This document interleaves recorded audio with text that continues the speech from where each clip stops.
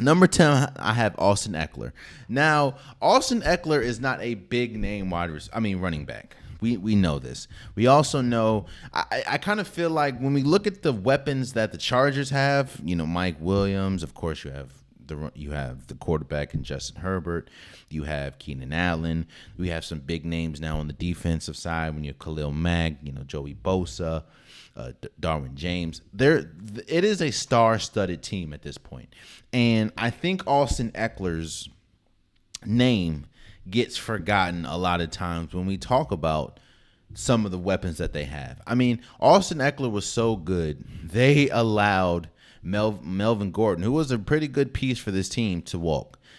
I think that one of the key pieces to this Chargers team is Austin Eckler. The last thing you want to do, even though Justin Herbert is incredible, you don't want it to be you don't want it to be solely a passing offense. You want to be able to have some balance.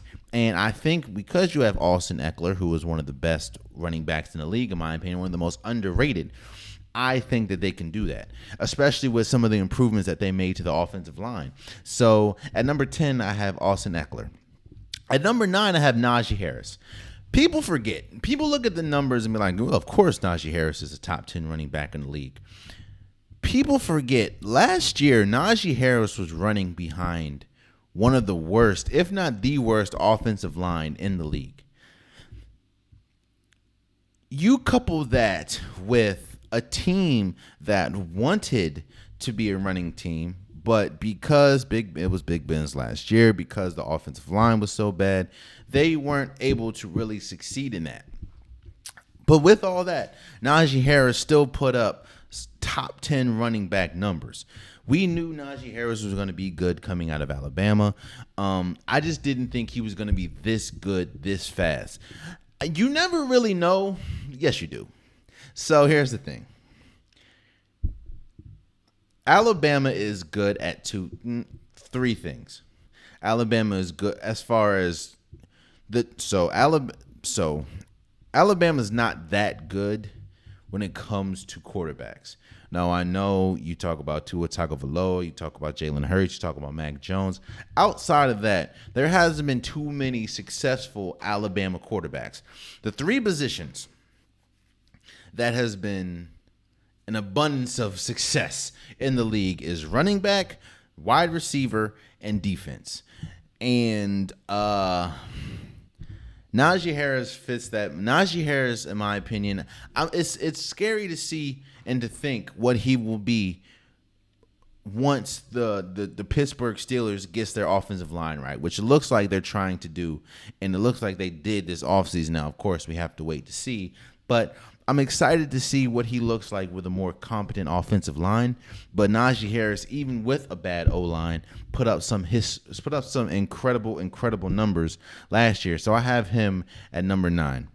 At number 8, I have Joe Mixon. Now, I kind of feel the same way about Joe Mixon that I do Austin Eckler. When you're playing on a team that has Jamar Chase, that has T. Higgins, that has Tyler Boyd, that has Joe Burrow throwing in the ball, you tend to forget about the running back. And Joe Mixon was a huge part of that team, especially last year in their run to the Super Bowl. Now, of course, they ultimately didn't win it, but Joe Mixon was a huge piece. He was pretty much the stabilizer when Joe Burrow wasn't, like when they needed a big first down on the ground, he was able to get it for him. He's able to catch the ball in the backfield. Joe Mixon was great. Now,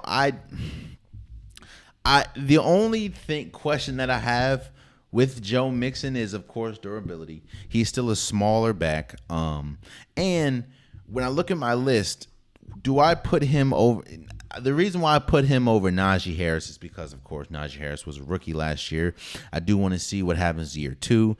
And Austin Eckler, he made it further in the playoffs than Austin Eckler. Now, I know that's not all Austin Eckler's fault, but I did want to reward Joe Mixon for at least making it to the Super Bowl and being a very important part of the Cincinnati Bengals offense. So I have Joe Mixon at 8. I'm sorry. And not to mention the fact that Joe Mixon, whether you, again, all the big names that Cincinnati has, Joe Mixon is a huge part of the offense, just like Austin Eckler. So I have Joe Mixon at number 8. Number 7, I have Aaron Jones. Aaron Jones is going to be huge this year. Now, I know that he's put up very good numbers and he's one of the best running backs in the league, but he's going to be needed more than he's ever needed to be needed in Green Bay, and that is because Green Bay lost Devontae Adams. Now, I understand that you have Aaron Rodgers. I also understand that you have Alan Lazard, that you have that's about it. They don't really have a legit number one receiver, and you're okay with that because you have Aaron Rodgers. But one thing that this offense does not want is to be so Aaron Rodgers centric. And what do I mean by that? Yeah, Aaron Rodgers is one of the best. I mean, if you listen to my episode my last episode, I said he was the best quarterback in the league. But you lose arguably the best wide receiver in the league, and of course now you're throwing to people that may not be as, or definitely not as reliable as Devontae Adams. So you don't want the pressure, and you don't want the pressure to be on Aaron Rodgers, even though he can do it, and we've seen him do it. You don't want it to be a steady thing where he has to save us. And that is where Aaron Jones comes in. Aaron Jones is one of the most elusive backs in the league, and I think that his workload is going to increase exponentially next year. And I think that he's been great so far, and I think he's going to be great now. So I have Aaron Jones at 7. Number 6, I have Dalvin Cook. The knock on Dalvin Cook is his injury history is like he gets injured a lot. But when he is on the field, he is one of the best running backs in the league. Also, even now it's not just on him, but even how good he is, that doesn't ultimately result in wins for the Vikings. Now, of course, you can also look at the defense hasn't been the greatest, even though it's improved over the years. And, of course, you look at the quarterback position, that may not be the greatest either. But Dalvin Cook and Justin Jeffries have been, and maybe Adam Thielen, have been the constants for the constant thing that you can rely on for the Minnesota Vikings. And I think that if he is healthy, if he is completely healthy, he is you can arguably say he's top 3-4 running backs in the league. And I'm not gonna say his inability, but he's not the best at catching the ball, in the outfield. And I do think that kind of hinders him from being, a top tier running back in my, even though I have him at 6. So I have Dalvin Cook at 6. At number 5, I have Alvin Kamara. If you want, Alvin Kamara is everything that you'd want in a back, outside of maybe the strength. What I mean by that is Alvin Kamara is I'm gonna say he's the most elusive running back in the league. His value to New Orleans is second to none, and his ability to catch the ball, his ability to yards after catch, his ability to elude defenders and be elusive is second to none for this team.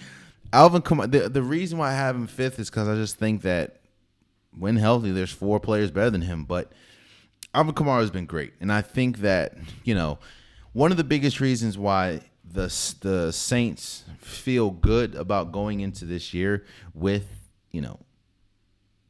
Jameis Winston as their quarterback full time at this point is because you have Alvin Kamara. You're going to see what happens, with the wide receiver core now, Chris Olave and Jarvis Landry and Michael Thomas, and a lot of that. The biggest name that I said out of all of that was Alvin Kamara. So I have Alvin Kamara at number 5. Now, it's not fair. I'm going to be the first one to say it's not fair, But number 4, I have Christian McCaffrey. It's not fair because now we're leaning on to if healthy. That's kind of what I said about Dalvin Cook, but it's definitely true for Christian McCaffrey. It's not fair to the people under him because Alvin Kamara has been more healthy. So is Aaron Jones, Joe Mixon, Najee Harris. And it's also not fair to Christian McCaffrey because Christian McCaffrey can very well be number 1. It's just if healthy.